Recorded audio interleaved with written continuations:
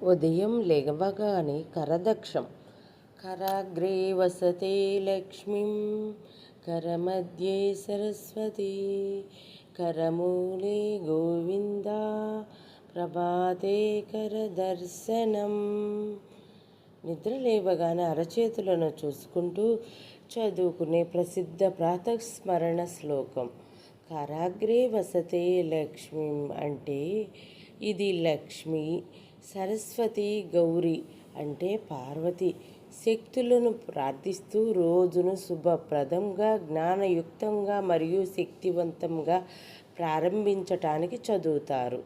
హిందూ సంప్రదాయంలో ఉదయాన్నే నిద్రలేవగానే చదువుకోవాల్సిన కరదర్శన శ్లోకం మరియు దాని ప్రాముఖ్యతను వివరిస్తుంది.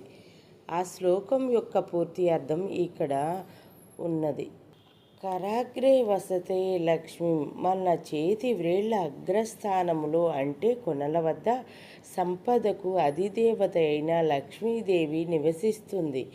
కరమధ్యే సరస్వతి అంటే అరచేతి మధ్యలో విద్యాబుద్ధులను ప్రసాదించే సరస్వతీదేవి కొలువై ఉంటుంది.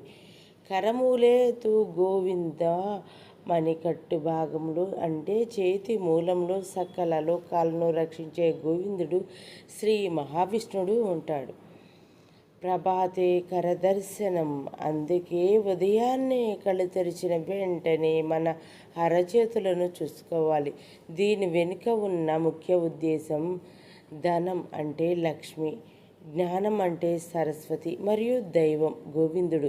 ఈ మూడు శక్తులు మన చేతుల్లోనే ఉన్నాయని, మన కర్మల ద్వారానే అంటే మనం చేస్తున్న పనుల ద్వారానే వీటిని సాధించగలమని ఈ శ్లోకం మనకు గుర్తు చేస్తుంది.